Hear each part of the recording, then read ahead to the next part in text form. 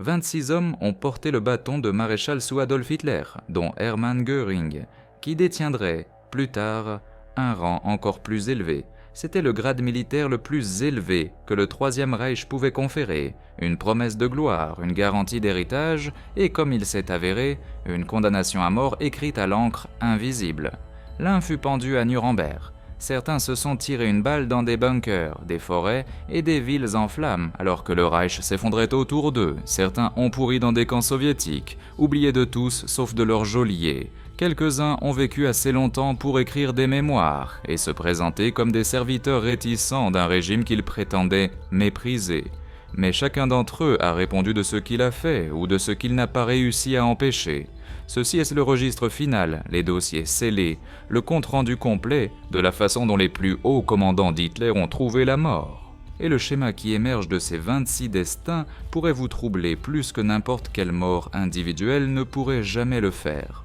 Pour comprendre comment ces hommes sont morts, il faut d'abord comprendre ce qui leur avait été promis. Le rang de général-feldmarschall portait un poids qui remontait à des siècles. Frédéric le Grand avait élevé le titre. Les guerres de Bismarck l'avaient rendu sacré. Hindenburg et Ludendorff avaient incarné son pouvoir lors de la Première Guerre mondiale. Devenir maréchal allemand, c'était entrer dans une aristocratie du commandement. Être intouchable, incontestable, immortel dans les annales de l'histoire militaire. Hitler comprenait cette mystique mieux que quiconque. Il utilisait le bâton comme un outil, le faisant miroiter devant ses généraux comme un diamant au bout d'une ficelle. Accomplissez des exploits brillants et vous rejoindriez le panthéon de la grandeur militaire allemande. Échouez et vous seriez jeté comme un instrument brisé. Ce qu'aucun de ces hommes ne comprenait pleinement, pas au début, c'est que Hitler construisait quelque chose de fondamentalement nouveau. Non pas une élite militaire professionnelle liée par la tradition et l'honneur, mais un instrument personnel de conquête idéologique. Et les instruments, une fois brisés, sont jetés sans sentiment. Le premier homme à apprendre cette leçon brutale fut Werner von Blomberg. En 1936, Blomberg devint le premier officier qu'Hitler promut au rang de maréchal à l'ère nazie. Il était le ministre de la guerre, l'homme qui avait supervisé le réarmement secret de l'Allemagne et l'avait préparé aux guerres d'expansion à venir. Blomberg croyait en Hitler avec la ferveur d'un converti. Il croyait que le Führer était le salut de l'Allemagne après les humiliations de Versailles. Cette foi le rendait aveugle aux dangers qui s'enroulaient autour de lui. En janvier 1938, Blomberg épousa une femme nommée Margaret Grün. Il avait 60 ans et était amoureux pour la première fois depuis des années. Hitler lui-même servit de témoin au mariage. Cela semblait être un conte de fées jusqu'à ce que des dossiers de police refassent surface en quelques jours, montrant que sa nouvelle épouse avait un passé. Il y avait des photographies, un casier judiciaire, des associations qu'aucune épouse d'officier ne pouvait survivre dans le monde social rigide de l'armée allemande. Le scandale fut presque certainement orchestré. Heinrich Himmler et Hermann Göring voulaient que Blomberg parte et Hitler, face à l'embarras, laissa faire. Blomberg fut contraint de démissionner dans la disgrâce, exilé de l'armée qu'il avait aidé à reconstruire. Il passa les années de guerre en Bavière, oublié et humilié, tandis que les conflits qu'il avait aidé à préparer se déroulèrent sans lui. Lorsque les Alliés arrivèrent en 1945, ils l'arrêtèrent comme criminel de guerre potentiel, mais il n'y aurait pas de procès. Werner von Blomberg mourut en détention américaine à Nuremberg le 14 mars 1946. Un homme brisé, le premier maréchal de l'ère nazie, n'a jamais commandé de troupes au combat sous Hitler. Il fut détruit par la politique avant même que les tirs ne commencent. Et cela donna le ton sombre pour tout ce qui suivit. Avec Blomberg parti, Hitler avait besoin d'un nouveau commandant en chef pour l'armée. Il choisit Walter von Brauchitsch, un officier de carrière à l'allure aristocratique et à la réputation d'être d'accord avec quiconque détenait le pouvoir. Brauchitsch avait l'apparence d'un général prussien, grand, digne, impeccablement en uniforme. Mais sous l'extérieur poli se cachait un homme qui manquait de la volonté de faire nécessaire pour tenir tête à Hitler quand cela comptait. Brauchitsch fut promu maréchal après la victoire stupéfiante sur la France en juillet 1940, lorsque les armes allemandes semblaient invincibles et que l'avenir semblait appartenir à la Wehrmacht. Mais Brauchitsch n'était pas un vrai croyant du national-socialisme. C'était simplement un homme qui suivait les ordres parce que c'était ce que les officiers allemands avaient toujours fait. Lorsque l'opération Barbarossa commença à stagner dans la boue gelée à l'extérieur de Moscou pendant l'hiver de 1941, Hitler avait besoin de quelqu'un à blâmer pour l'échec. Brauchitsch devint cet homme. Le 19 décembre 1941, Hitler le limogea dans une fureur et prit personnellement le commandement de l'armée allemande. Une décision fatidique qui façonnerait le reste de la guerre. Brauchitsch se retira dans la vie privée, souffrant d'une maladie cardiaque chronique et de la connaissance écrasante que ses années d'obéissance avaient permis une catastrophe à une échelle inimaginable. Il fut arrêté par les Britanniques après la guerre et destiné à être jugé comme criminel de guerre, mais la justice ne vint jamais. Walter von Brauchitsch mourut en détention britannique à Hambourg le 18 octobre 1948, en attendant un procès qui n'aurait jamais lieu. Il avait commandé l'armée allemande pendant les invasions de la Pologne, de la France et de l'Union soviétique. Des millions de personnes étaient mortes sous des ordres qui portèrent sa signature, et à la fin, il s'est simplement évanoui.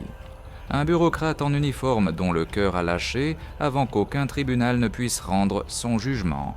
Mais tous les maréchaux d'Hitler ne s'échapperaient pas si tranquillement. Certains feraient face à la corde du bourreau, et le plus infâme d'entre eux, Nobdens, était Wilhelm Keitel. Mais avant de suivre ce fil sombre, il y a un nom qui doit être inscrit dans le registre. Un homme qui a reçu le bâton comme un honneur plutôt qu'un commandement. Édouard Freiherr von Böhm-Ermolli était une relique austro-hongroise, un maréchal de l'ancien empire des Habsbourg, qui avait commandé des armées lors de la Première Guerre mondiale. Le 31 octobre 1940, Hitler lui accorda une promotion honorifique au rang de général-feldmarschall allemand, un geste de respect envers le guerrier vieillissant et une unification symbolique des traditions militaires allemandes et autrichiennes. Böhm-Ermolli avait 84 ans et était retraité depuis longtemps. Il n'a jamais commandé un seul soldat allemand pendant la Seconde Guerre mondiale. Il mourut paisiblement dans son lit à Vienne le 9 décembre 1941. Alors que la Wehrmacht avançait encore sur tous les fronts, le sien fut peut-être le destin le plus doux de tous les hommes à détenir ce rang. Un honneur cérémoniel suivi d'une fin tranquille, non touché par les catastrophes qui consumeraient ses collègues maréchaux. Revenons maintenant aux hommes qui feraient face au bourreau. Keitel n'était pas un guerrier dans un sens significatif. C'était un administrateur, un gestionnaire, un homme qui se spécialisait dans la traduction des rages volcaniques d'Hitler en directives militaires précises. En tant que chef du haut commandement des forces armées, l'OKW, Keitel siégeait à la droite d'Hitler pendant toute la guerre. Il était donc derrière chaque décision majeure, chaque conférence stratégique, chaque ordre qui envoyait les armées allemandes déferler à travers l'Europe. Et il signa des documents qui le rendirent un complice de meurtres de masse à l'échelle continentale. L'ordre des commissaires qui imposait l'exécution des officiers politiques soviétiques capturés. Le décret Nuit et Brouillard qui fit disparaître des milliers de résistants dans des camps de concentration. Des directives qui transformèrent la Wehrmacht d'une force de combat professionnelle en un instrument de guerre génocidaire. Les autres généraux le méprisaient, ils l'appelaient la Kittel, un jeu de mots méprisant sur le mot allemand pour laquais. Il ne s'est jamais opposé à cette caractérisation, il n'a jamais démissionné en signe de protestation, il ne s'est jamais opposé même aux ordres les plus criminels. Il hochait simplement la tête, claquait des talons et signait. Lorsque Berlin tomba en mai 1945, ce fut Wilhelm Keitel qui signa l'instrument de capitulation sans condition au nom des forces armées allemandes. Et lorsque le tribunal militaire international se réunit à Nuremberg, Keitel siégea au banc des accusés, son visage gris d'épuisement, ses excuses creuses et peu convaincantes. Il prétendait n'être qu'un soldat suivant les ordres. Le tribunal ne fut pas d'accord. Le 16 octobre 1946, Wilhelm Keitel fut conduit à la potence dans le gymnase de la prison de Nuremberg et pendu. Il était l'officier militaire allemand de plus haut rang exécuté pour crimes de guerre. Le bâton de maréchal qu'Hitler lui avait conféré n'offrait aucune protection. Le sort de Keitel devant le bourreau fut partagé par un autre maréchal. mais celui-ci s'était retourné contre Hitler avant la fin et mourut pour sa défiance plutôt que pour son obéissance. Erwin von Witzleben était un officier prussien de la vieille école qui en vint à mépriser les nazis presque dès le moment où ils prirent seuls le pouvoir. Il avait été un soldat de carrière depuis avant la Première Guerre mondiale, imprégné des traditions du corps des officiers allemands. Hitler le promut maréchal après la campagne de France en 1940, reconnaissant son talent de commandant. Mais en 1942, Witzleben était en contact actif avec la résistance allemande. Sa santé l'avait forcé à prendre sa retraite, mais sa haine pour le régime ne s'était qu'intensifiée lorsque la conspiration pour assassiner Hitler se cristallisa autour du colonel Klaus von Stauffenberg en 1944. Witzleben était désigné pour jouer un rôle crucial. Si la bombe tuait Hitler, Witzleben deviendrait commandant en chef de la Wehrmacht et superviserait la prise de contrôle militaire du gouvernement. Le 20 juillet 1944, la bombe dans la mallette de Stauffenberg explosa dans le quartier général d'Hitler en Prusse orientale. Hitler survécut. En quelques heures, la conspiration s'effondra et la Gestapo commença à procéder à des arrestations. Witzleben fut saisi presque immédiatement. Le procès qui suivit fut un spectacle d'humiliation calculé. Les nazis dépouillèrent Witzleben de son uniforme et le forcèrent à comparaître devant le tribunal vêtu de vêtements civils mal ajustés. Ils lui refusèrent une ceinture, de sorte qu'il dut tenir son pantalon pendant que le tristement célèbre juge nazi, Roland Freisler, lui hurlait des insultes. Witzleben resta défiant jusqu'à la fin. Le 8 août 1944, il fut emmené à la prison de Plötzensee à Berlin et pendu avec du fil de piano à un crochet à viande. Hitler ordonna que l'exécution soit filmée pour son visionnage personnel. Witzleben mourut lentement et dans l'agonie. Un avertissement à quiconque pourrait envisager la défiance. Il reste le seul maréchal allemand exécuté par son propre gouvernement pour trahison. Son courage lui a tout coûté, mais il est mort debout, pas à genoux. La conspiration du 20 juillet fit plus de victimes que Witzleben. Ses tentacules atteignirent profondément les plus hauts niveaux du corps des officiers allemands et touchèrent le commandant militaire allemand le plus célèbre de toute la guerre. Erwin Rommel n'avait besoin d'aucune présentation, même en 1944. Le renard du désert était devenu une légende vivante en Afrique du Nord. Un commandant dont le génie tactique et le charisme personnel avaient humilié l'armée britannique et gagné le respect réticent de ses ennemis. Churchill lui-même avait fait l'éloge de Rommel à la Chambre des communes, un hommage remarquable à rendre à un ennemi. Hitler avait promu Rommel au rang de maréchal en juin 1942, faisant de lui le plus jeune officier allemand à détenir ce rang exalté. Rommel semblait incarner tout ce que la machine de propagande nazie voulait dans un héros militaire. Fringant, agressif, victorieux et apparemment loyal au Führer.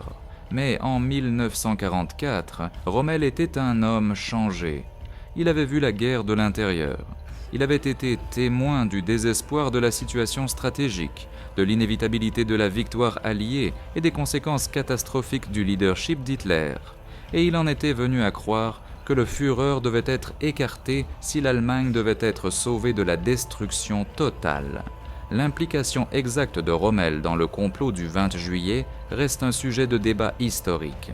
Il n'était peut-être pas au courant spécifiquement de la bombe. Il aurait peut-être préféré arrêter Hitler plutôt que de l'assassiner, mais il était au courant de la conspiration et il n'a rien fait pour la signaler ou l'arrêter. Cette complicité passive suffisait. Lorsque le complot échoua et que la Gestapo commença à démêler le réseau de conspirateurs, le nom de Rommel apparut dans des confessions extraites sous la torture. Hitler faisait face à un dilemme impossible. Il ne pouvait pas faire passer le renard du désert en jugement. Rommel était trop populaire, trop aimé du peuple allemand, trop utile comme symbole de propagande. Une exécution publique serait un désastre qui pourrait ébranler la foi dans le régime lui-même. Alors Hitler offrit à Rommel un marché diabolique. Prenez du poison et votre mort sera annoncée comme le résultat de vos blessures de guerre. Vous recevrez des funérailles nationales avec tous les honneurs militaires. Votre famille sera protégée et recevra une pension. Refusez et vous serez arrêté, jugé devant le tribunal du peuple, inévitablement condamné et exécuté comme traître. Votre famille sera arrêtée en vertu de la Sippenhaft. punition collective pour votre crime.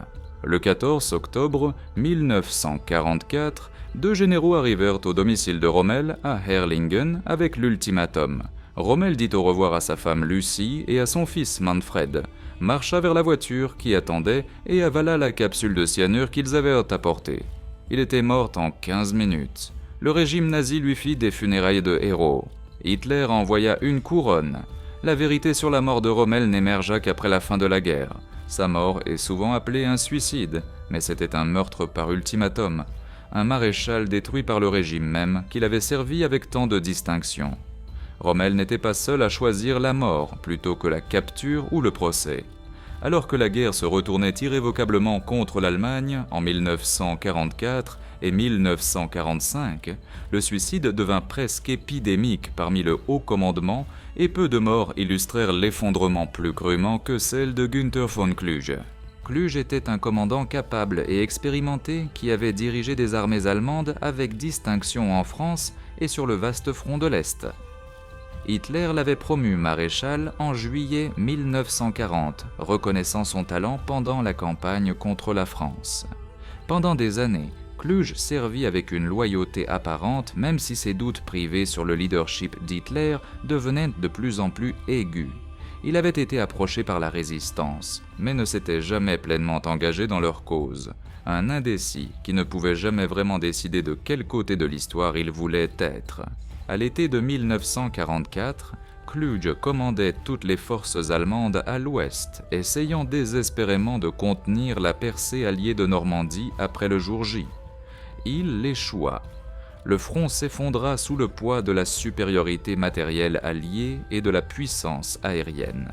Et puis Hitler commença à recevoir des rapports, peut-être exacts, peut-être fabriqués, selon lesquels Kluge avait tenté de contacter les commandants alliés pour négocier une paix séparée. Que ces rapports soient vrais importait peu. L'accusation seule était fatale dans l'atmosphère paranoïaque qui suivit la tentative du 20 juillet contre la vie d'Hitler. Le 17 août 1944, Hitler destitua Kluge de son commandement et lui ordonna de retourner immédiatement à Berlin. Kluge savait exactement ce que cette convocation signifiait. Il avait vu ce qui arrivait aux officiers qui tombaient en disgrâce auprès d'Hitler. Quelque part sur la route, entre les lignes de front et la capitale allemande, Günther von Kluge sortit une capsule de cyanure qu'il portait et l'avala. Son corps fut retrouvé dans sa voiture de fonction près de Metz. Il laissa derrière lui une lettre à Hitler, un document étrange mélangeant des expressions continues de loyauté avec le désespoir face à la situation désespérée de l'Allemagne. Le bâton ne l'avait pas sauvé, rien n'aurait pu. La mort solitaire de Kluge sur cette route française n'était pas unique. Moins d'1 an plus tard, un autre maréchal suivrait son exemple dans des circonstances encore plus dramatiques. Walter Model était le dépanneur ultime d'Hitler. Le général qui était envoyé pour stabiliser des fronts qui s'effondraient dans le chaos. Il avait gagné le surnom de pompier du Führer parce qu'il était envoyé à plusieurs reprises dans des crises où d'autres commandants avaient échoué. Model avait maintenu le groupe d'armées Centre ensemble après que l'opération Bagration l'eut détruit à l'été de 1944, empêchant une déroute complète. Il avait commandé le groupe d'armée B pendant l'offensive des Ardennes, la bataille des Ardennes. Luttant pour extraire quelque chose du dernier pari désespéré d'Hitler à l'ouest. Model était féroce, fanatique dans son dévouement au devoir et totalement engagé dans la résistance jusqu'à la fin. Il n'était pas un idéologue nazi, mais il croyait en l'Allemagne et en l'obligation du soldat de se battre. En avril 1945, cependant, même la détermination légendaire de Model avait atteint ses limites. Son groupe d'armée B était encerclé dans la région industrielle de la Ruhr par les forces américaines, piégé dans ce qui devint connu comme la poche de la Ruhr. 300 000 soldats allemands étaient sur le point de devenir prisonniers de guerre. Model refusa de se rendre. Il dissout le groupe d'armée B, libérant ses soldats de leur serment d'allégeance, afin qu'ils puissent se rendre individuellement sans déshonneur. Puis le 21 avril 1945, Walter Model marcha seul dans une petite forêt près de Duisbourg. Il sortit son pistolet et se tira une balle dans la tête. Son corps fut découvert quelques jours plus tard, portant encore son uniforme de maréchal. Model avait dit un jour à son état-major qu'un maréchal allemand ne devient pas prisonnier de guerre. Il tint cette promesse de la seule manière qui lui restait. Mais les suicides ne se limitaient pas aux forêts du Reich en effondrement. Ils se poursuivirent dans les ruines brûlantes de Berlin même, alors que les obus soviétiques tombaient sur le cœur du gouvernement. Robert Ritter von Greim détient la distinction d'être le dernier homme qu'Hitler ait jamais promu au rang de maréchal, et son histoire est l'un des épisodes les plus étranges des derniers jours apocalyptiques de la guerre. Greim était un général de la Luftwaffe, un as décoré de la Première Guerre mondiale qui était resté fanatiquement loyal à Hitler lorsque d'autres commencèrent à vaciller. Fin avril 1945, alors que les forces soviétiques se rapprochaient de la chancellerie du Reich et que les obus d'artillerie secouaient le bunker où Hitler s'était réfugié, le Führer convoqua Greim à Berlin. Voler dans une ville assiégée était effectivement une mission suicide. Les cieux au-dessus de Berlin étaient remplis de chasseurs soviétiques. Les rues étaient des champs de bataille, mais Greim vint quand même. Pilotée par l'aviatrice tout aussi fanatique, Anna Reitsch, dans un petit avion Fieseler Storch, leur appareil fut touché par la défense antiaérienne soviétique pendant l'approche. Greim fut grièvement blessé à la jambe. Ils s'écrasèrent près de la porte de Brandebourg et se frayèrent un chemin à travers les décombres et les tirs jusqu'au bunker d'Hitler. Là, à la lumière vacillante des bougies de la dernière redoute de l'Allemagne, Hitler promut Greim au rang de maréchal et le nomma commandant en chef de la Luftwaffe, remplaçant Hermann Göring, qui venait d'être dépouillé de toutes ses fonctions pour trahison présumée.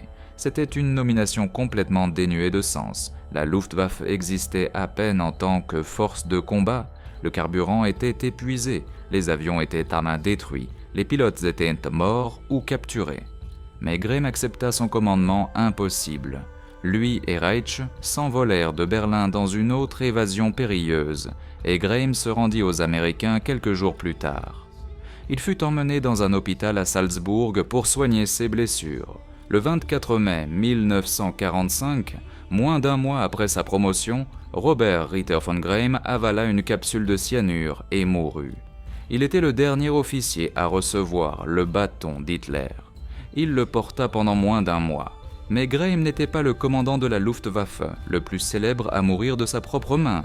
Cette distinction sinistre appartient à Hermann Göring lui-même, le seul homme du Troisième Reich à détenir un rang supérieur à celui de maréchal, Reichsmarschall du Grand Reich allemand. Göring avait été aux côtés d'Hitler depuis les premiers jours du mouvement nazi. Il avait été désigné comme successeur d'Hitler, l'homme numéro 2 du Reich. En tant que chef de la Luftwaffe, il avait promis de détruire la Royal Air Force et de bombarder la Grande-Bretagne jusqu'à la soumission. En tant que chef du plan de 4 ans, il avait dirigé l'économie allemande pour la guerre. En tant que Reichsmarschall, il avait accumulé pouvoir, richesse et influence qui faisaient de lui le second après Hitler lui-même. Mais Göring était aussi grotesquement corrompu, volant ouvertement des œuvres d'art aux nations conquises. Il était dépendant à la morphine, de plus en plus détaché de la réalité militaire, et devenait toujours plus bouffi et inefficace à mesure que la guerre s'éternisait. En 1945, Göring sentait que Hitler était fini. Lorsqu'il envoya un télégramme depuis son refuge en Bavière, suggérant qu'il devrait assumer la direction du Reich si Hitler restait piégé à Berlin, le Führer explosa de rage. Hitler ordonna que Göring soit dépouillé de toutes ses fonctions, expulsé du parti nazi et placé en état d'arrestation pour haute trahison. Ce fut la fin d'un partenariat qui avait duré plus de 2 décennies. Göring se rendit aux forces américaines en mai 1945, s'attendant à être traité comme un chef d'État, peut-être même comme un partenaire de négociation pour les arrangements d'après-guerre. Au lieu de cela, il se retrouva au banc des accusés à Nuremberg, jugé pour crimes contre l'humanité aux côtés des autres dirigeants nazis survivants. Les preuves contre lui étaient accablantes. Göring fut reconnu coupable sur tous les chefs d'accusation et condamné à mort par pendaison. Mais dans la nuit du 15 octobre 1946, quelques heures seulement avant son exécution prévue, Hermann Göring mordit dans une capsule de cyanure qui avait été cachée dans sa cellule tout au long de son emprisonnement. Il mourut avec quelque chose comme un sourire narquois sur le visage, trompant le bourreau de quelques minutes seulement. À ce jour, personne ne sait avec certitude comment il obtint le poison ou le garda caché de ses gardiens. L'acte final du Reichsmarschall fut une dernière évasion, un dernier geste de mépris pour la justice qu'il avait finalement rattrapé. Les suicides et les exécutions racontent un certain type d'histoire. Mais beaucoup des maréchaux d'Hitler survécurent à la guerre pour faire face à un règlement de compte plus lent et plus ambigu. Et certaines de ces histoires sont plus étranges que n'importe quelle mort sur un champ de bataille. Friedrich Paulus était le commandant qui mena la 6e armée allemande à Stalingrad durant l'été 1942. Ses forces s'étaient enfoncées profondément en Union soviétique, atteignant les rives de la Volga, combattant à travers les ruines de la ville qui portait le nom de Staline. Puis, le piège se referma. En novembre 1942, les forces soviétiques lancèrent l'opération Uranus, encerclant Paulus et près de 300 000 soldats allemands dans une poche de décombres gelés. Hitler refusa d'autoriser une percée. Il ordonna à Paulus de tenir à tout prix, promettant des approvisionnements par air qui n'arrivèrent jamais en quantité suffisante. Pendant des mois, la 6e armée mourut de faim et je l'attendis que les forces soviétiques resserraient l'étau. En janvier 1943, alors que la situation devenait totalement désespérée, Hitler promut Paulus au rang de maréchal. C'était un signal délibéré, pas un honneur. Aucun maréchal allemand ne s'était jamais rendu à un ennemi. Hitler s'attendait à ce que Paulus mette fin à ses jours, plutôt que d'accepter la capture. Paulus ne s'exécuta pas. Le 31 janvier 1943, il se rendit aux forces soviétiques, devenant le premier maréchal allemand de l'histoire à être fait prisonnier. Hitler fut apoplectique de rage, traitant Paulus de lâche et de traître. Paulus passa le reste de la guerre en captivité soviétique où, au fil du temps, il subit une transformation remarquable. Il finit par signer des déclarations de propagande dénonçant le régime nazi et appelant les soldats allemands à se rendre. Il témoigna pour l'accusation soviétique à Nuremberg. Après la guerre, Paulus fut libéré et choisit de vivre en Allemagne, de l'Est derrière le rideau de fer, un fantôme hanté par la catastrophe qu'il avait présidée à Stalingrad. Il mourut à Dresde le 1er février 1957, largement oublié par l'histoire, un récit édifiant sur les conséquences de l'obéissance poussée au-delà de toute raison. Paulus ne fut pas le seul maréchal à périr aux mains des soviétiques, bien que sa fin fût relativement douce comparée à ce qui attendait les autres. Ewald von Kleist était un brillant commandant de Panzers, l'un des architectes de la guerre blindée allemande. Il avait mené la pointe blindée qui perça à travers les Ardennes en 1940, brisant le front français. Il avait commandé la course vers les champs pétrolifères du Caucase en 1942, poussant les forces allemandes plus profondément en territoire soviétique que n'importe quel autre général. Hitler le promut maréchal en février 1943. Mais Kleist s'attira les foudres du Führer en critiquant le traitement nazi des populations civiles dans les territoires occupés, une position morale inhabituelle pour un commandant supérieur allemand. Il fut démis de ses fonctions en mars 1944 et passa le reste de la guerre à la retraite. Lorsque la guerre se termina, Kleist se rendit aux forces américaines, espérant un traitement équitable. Cet espoir fut mal placé. Les Américains le transférèrent à la garde yougoslave pour faire face à des accusations de crimes de guerre, et la Yougoslavie, à son tour, le remit à l'Union soviétique. Il fut jugé par un tribunal militaire soviétique et condamné à la prison. Ewald von Kleist mourut dans la prison de Vladimir, au cœur de l'Union soviétique, en novembre 1954. Il avait 73 ans et n'avait pas vu la liberté depuis près d'une décennie. Son crime au final était simplement d'être un maréchal allemand à une époque où les soviétiques voulaient des trophées plus qu'ils ne voulaient la justice. Mais la plupart des maréchaux survivants trouvèrent leur chemin vers les zones d'occupation occidentales, où le règlement de compte prit des formes différentes et souvent plus clémentes. Gerd von Rundstedt était le doyen du corps des officiers allemands, une relique d'une époque plus ancienne dont la carrière remontait jusqu'à l'armée du Kaiser avant la Première Guerre mondiale. Il avait commandé le groupe d'armée Sud pendant l'invasion de la Pologne, le groupe d'armée A pendant la conquête de la France et le groupe d'armée Sud pendant l'avancée initiale en Union soviétique. Hitler l'avait démis et rappelé plusieurs fois tout au long de la guerre. Leur relation était un cycle constant d'exil et de réintégration réticente. En 1945, Rundstedt était épuisé, malade et complètement désabusé de tout ce que la guerre était devenue. Il se rendit aux Américains et fut détenu comme prisonnier de guerre. Les Britanniques envisagèrent sérieusement de le traduire en justice pour crimes de guerre, mais la santé défaillante de Rundstedt rendit les poursuites impraticables.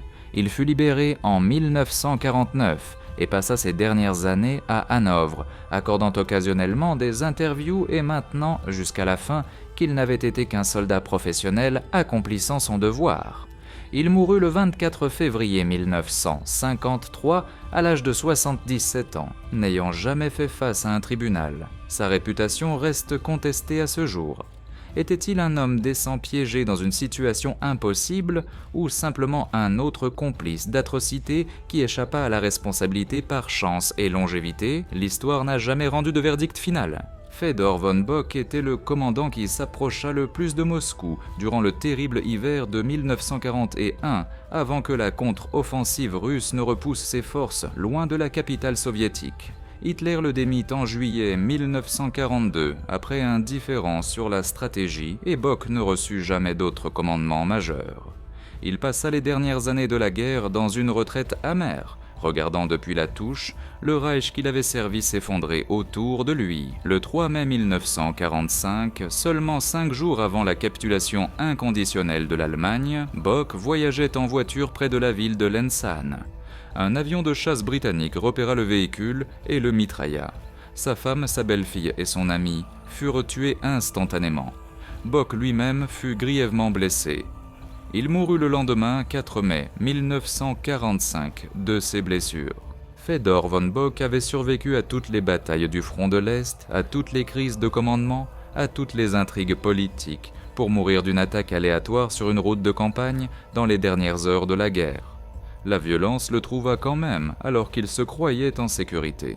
Wilhelm Ritter von Leb commanda le groupe d'armées Nord pendant l'invasion de l'Union soviétique et les premières étapes du siège de 900 jours de Leningrad.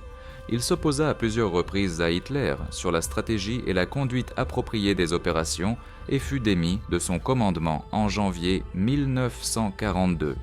Après la guerre, Leib fut jugé à Nuremberg lors du procès du haut commandement des officiers militaires allemands supérieurs.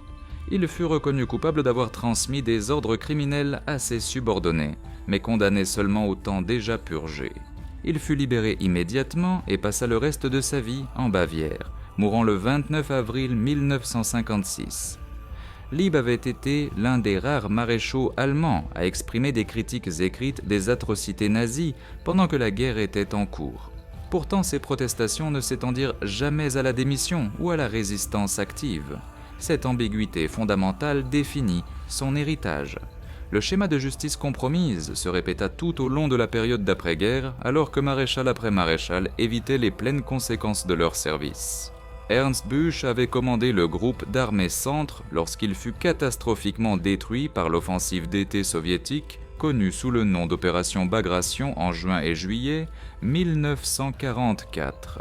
Hitler blâma Busch pour le désastre, la pire défaite de l'histoire militaire allemande, et le démit en disgrâce. Busch fut capturé par les Britanniques à la fin de la guerre et détenu comme prisonnier. Il mourut en captivité britannique le 17 juillet 1945, quelques semaines seulement après la capitulation de l'Allemagne. La cause officielle fut une insuffisance cardiaque. Il avait 60 ans. Si le stress de la défaite contribua à sa mort, personne ne peut le dire définitivement. Wilhelm List commanda le groupe d'armées A pendant la poussée vers le Caucase en 1942, avant d'être démis par Hitler pour avoir avancé trop prudemment. Il fut jugé à Nuremberg lors du procès des otages pour des représailles brutales contre des civils dans les Balkans pendant son service antérieur là-bas et fut condamné à la prison à perpétuité. Mais il fut libéré en 1952 en raison d'une santé défaillante et passa le reste de sa longue vie dans une obscurité tranquille. Il mourut en 1971 à l'âge de 91 ans. L'un des plus longévifs de tous les maréchaux allemands, un homme qui avait largement échappé au poids du jugement historique par la simple chance biologique de survivre à ses procureurs. Georg von Küchler succéda à Lieb au commandement du groupe d'armée Nord et porta ainsi la responsabilité de la continuation du blocus de Leningrad. 900 jours de siège tuèrent 1 million de civils soviétiques par la famine, la maladie et les bombardements, l'un des événements les plus meurtriers de l'histoire humaine. Après la guerre, Küchler fut jugé pour crime de guerre, reconnu coupable et condamné à 20 ans de prison. Il fut libéré en 1953 et mourut en 1968. Son rôle dans l'agonie de Leningrad lui valut une condamnation, mais la peine fut bien plus légère que le crime ne semblait le justifier. Les balances de la justice se révélèrent incohérentes dans leur application. Maximilian von Weichs commanda dans les Balkans et sur le front de l'Est, supervisant les opérations pendant certaines des campagnes les plus brutales de la guerre. Il fut inculpé pour crime de guerre après la fin de la guerre, mais il ne fut jamais réellement jugé. Les procédures ne furent interrompues en raison d'une mauvaise santé et Weichs mourut en 1954. Encore un autre maréchal qui passa à travers les mailles de la responsabilité d'après-guerre. Walter von Reichenau était différent de la plupart de ses collègues maréchaux. Il était un vrai croyant du national-socialisme, l'un des rares commandants supérieurs qui embrassa l'idéologie nazie avec un enthousiasme véritable plutôt qu'une simple accommodation. Il commanda la 6e armée pendant l'invasion de l'Union soviétique et émit des ordres appelant explicitement à l'anéantissement des commissaires soviétiques et des Juifs derrière les lignes de front. Ces directives brutales aidèrent à donner le ton pour la guerre d'extermination à l'Est. Mais Reichenau ne fit jamais face à la justice. En janvier 1942, alors qu'il était encore au commandement, il subit un accident vasculaire cérébral massif. Il était évacué par avion vers l'Allemagne pour traitement lorsque son avion s'écrasa à l'atterrissage. Reichenau mourut le 17 janvier 1942, si ce fut de l'accident vasculaire, cérébral lui-même, ou des blessures subies dans l'accident, n'a jamais été déterminé avec certitude. Il fut l'un des rares maréchaux allemands à mourir pendant la guerre elle-même. L'histoire n'eut jamais la chance de rendre son verdict sur lui dans un tribunal. La Luftwaffe produisit ses propres maréchaux et leurs destins varièrent autant que ceux de leurs homologues de l'armée. Albert Kesselring, connu sous le nom d'Albert Souriant pour son optimisme perpétuel et sa bonne humeur, était l'un des commandants allemands les plus capables de la guerre. Il conduisit la défense de l'Italie avec une telle habileté que l'avancée alliée devint une lutte d'attrition épuisante durant près de 2 ans. Mais Kesselring fut également complice d'atrocités. Il fut reconnu coupable par un tribunal militaire britannique pour le massacre des fosses ardéatines à Rome, où 335 civils italiens furent assassinés en représailles d'une attaque partisane et pour d'autres crimes de guerre. Il fut condamné à mort, mais la sentence fut commuée en emprisonnement à perpétuité. Il fut libéré en 1952 en raison d'une mauvaise santé et passa ses dernières années à écrire des mémoires qui défendaient son bilan de guerre. Il mourut le 16 juillet 1960. Comme tant de ses camarades, Kesselring ne fut jamais pleinement appelé à rendre des comptes. Hugo Sperle commanda les forces de la Luftwaffe pendant les bombardements de Varsovie, Rotterdam et le Blitz de Londres. Il fut l'un des architectes de la terreur aérienne allemande. Pourtant, il fut acquitté à Nuremberg faute de preuves directes le liant à des crimes de guerre spécifiques. Il mourut dans une relative obscurité à Munich le 2 avril 1953. Erhard Milch fut profondément impliqué à la fois dans les opérations de la Luftwaffe et dans l'utilisation du travail forcé dans la production d'avions allemands. Il fut reconnu coupable à Nuremberg et condamné à la prison à perpétuité pour être libéré en 1954. Il passa le reste de sa longue vie comme consultant en aviation, réhabilitant sa réputation avec un succès remarquable. Il mourut en 1972. Wolfram von Richthofen était le cousin du légendaire Baron Rouge et l'un des tacticiens de la Luftwaffe les plus efficaces de la guerre. Il fut le pionnier des techniques d'appui aérien rapprochées utilisées de manière si dévastatrice à Guernica, Varsovie et à travers les champs de bataille du front de l'Est. Mais en 1944, la santé de Richthofen défaillait. Il fut diagnostiqué avec une tumeur au cerveau et prit sa retraite du service actif. Il mourut le 12 juillet 1945. quelques semaines seulement après la capitulation de l'Allemagne, tué lentement par la maladie qui avait grandi en lui. Tandis qu'il menait la guerre à travers la moitié de l'Europe, les derniers maréchaux allemands survivants de la Seconde Guerre mondiale vécurent assez longtemps pour voir leur pays reconstruit des cendres. Certains tentèrent de réhabiliter leur réputation à travers des mémoires et des interviews. Aucun ne réussit entièrement. Erich von Manstein est encore considéré par de nombreux historiens militaires comme le plus grand stratège allemand de la guerre. Son plan opérationnel pour l'invasion de la France, la fameuse coupe de Faucille à travers les Ardennes, était un chef-d'œuvre d'imagination stratégique. Ces opérations défensives naviguées sur le front de l'Est en 1943 et 1944 démontrèrent un génie tactique dans des conditions impossibles. Mais Manstein commanda également dans des zones où les SS et les Einsatzgruppen conduisirent le meurtre de masse de juifs et d'autres civils. Il savait ce qui se passait, il ne l'arrêta pas. Après la guerre, Manstein fut jugé par un tribunal militaire britannique et reconnu coupable d'avoir négligé de protéger les vies civiles sous son commandement. Il purgea moins de 4 ans de sa peine avant d'être libéré. Il passa ensuite des décennies à conseiller la Bundeswehr ouest-allemande et à écrire des mémoires influents qui le présentaient Manny comme un pur soldat, un professionnel militaire non touché par l'idéologie nazie. Il mourut le 9 juin 1973, à l'âge de 85 ans. Sa réputation reste un champ de bataille contesté, un génie militaire qui servit un régime criminel et ne fit jamais pleinement face à sa propre complicité. Ferdinand Schörner fut le dernier maréchal d'Hitler, promu en avril 1945, alors que le Reich de Milan s'effondrait en poussière. Schörner était fanatique, brutal et craint par ses propres hommes autant que par l'ennemi. Il exécuta des soldats pour lâcheté, désertion ou simplement pour être au mauvais endroit au mauvais moment. Lorsque la fin arriva, Schörner tenta de s'échapper vers l'ouest pour éviter la captivité soviétique, mais fut capturé par les Américains et finalement remis aux Soviétiques. Il passa des années dans des camps de prisonniers avant d'être renvoyé en Allemagne de l'Ouest en 1955. Là, les autorités allemandes le jugèrent et le condamnèrent pour l'exécution illégale de soldats allemands pendant les derniers jours de la guerre. Il purgea 4 ans et fut libéré. Il mourut en 1973, impénitent jusqu'au bout, insistant toujours qu'il n'avait fait que ce qui était nécessaire. Et ainsi le registre se ferme enfin. 26 hommes reçurent le bâton de maréchal d'Adolf Hitler au cours du Troisième Reich. Certains moururent de leurs propres mains, avalant des capsules de cyanure dans des bunkers, des forêts, des hôpitaux de prison et des voitures de fonction.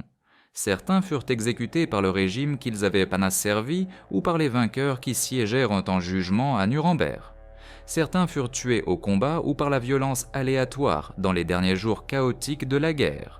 Certains pourrirent pendant des années dans des camps soviétiques, oubliés de tous sauf de leurs geôliers. Et certains vécurent pendant des décennies après, écrivant des mémoires, conseillant de nouvelles armées, témoignant lors de procès et insistant jusqu'à leur dernier souffle qu'ils n'avaient été que des soldats, qu'ils n'avaient fait que suivre les ordres, que les crimes étaient toujours la responsabilité de quelqu'un d'autre. Le schéma qui émerge de ces 26 destins est indéniable. Le rang ne les protégea pas, le génie tactique ne les protégea pas, la loyauté personnelle envers Hitler ne les protégea certainement pas. Certains de ses partisans les plus dévoués moururent en disgrâce, tandis que certains de ses critiques survécurent jusqu'à un âge avancé.